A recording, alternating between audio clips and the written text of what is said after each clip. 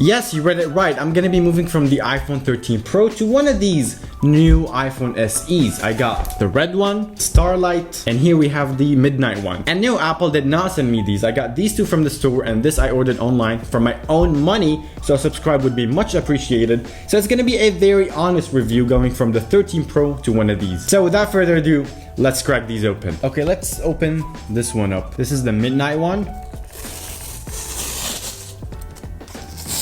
I ordered it online. Ooh. Okay, now we have the full set going from the 13 Pro to one of these. Is it a downgrade? Is it an upgrade? I don't know. Let's start with the black one or the midnight one. And the anticipation. Oh. Ooh. Okay, this is not black. This is very dark blue. I don't know if you can see it, but okay. Let's put this on the side. Crack the red one open.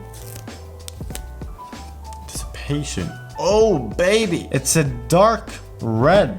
Nice. Okay. The last one, the Starlight, which I think is the one that I'm going to be moving to. I've never had a white iPhone.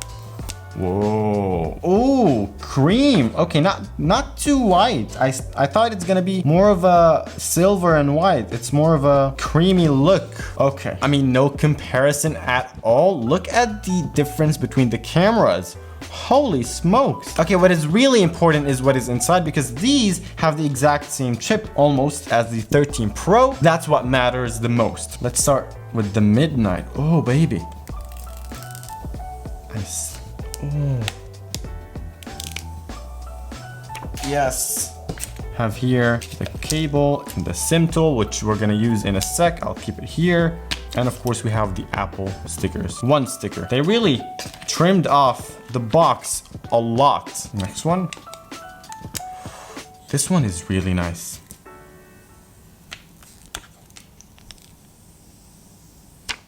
Oh, baby. Oh, we have some product red paperwork, Apple sticker, the same, and the cable. And last one, which is the one that I'm really looking forward to, is the Starlight one.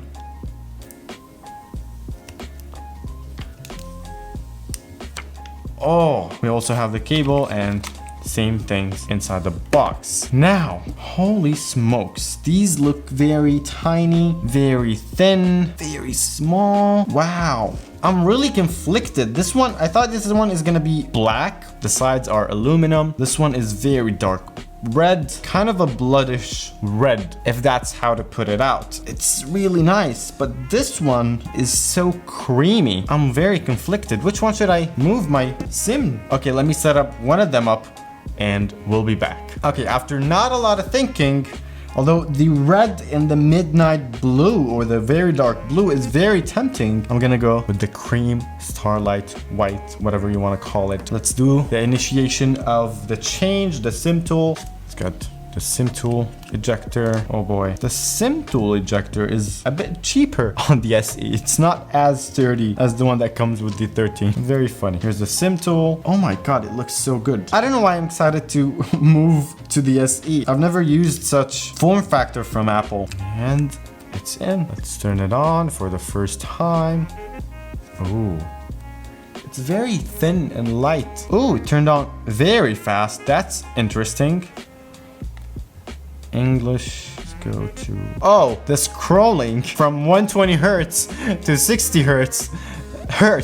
Oh, it has the faster Wi-Fi, which is the 5 gigahertz, which is good to have on such phone. And we immediately got the 5G, if you saw that. Touch ID. Oh my god, Touch ID. Touch lightly. Okay. Oh, it's not an actual button. I forgot that they changed it to a haptic button. I mean, the screen is not that small, to be honest. I thought it's gonna be super small compared to this one. I mean, I'm loving the size. Oh my god, I'm super excited. I don't know why I got super excited right now. Typing on it wasn't a great of a problem too. That was one of my main concerns, typing on a smaller screen after getting used to a bigger one. But no, that's not an issue. Apple Pay on such device is very, very important. I'm gonna set it up later. Holy smokes, I use it every day. Light mode, but light on light. Although I love dark mode on this one, but this one is an OLED screen. Welcome to iPhone. Here we go.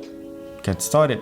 Oh boy, apps look so cramped in this smaller screen. Oh wait, I don't have...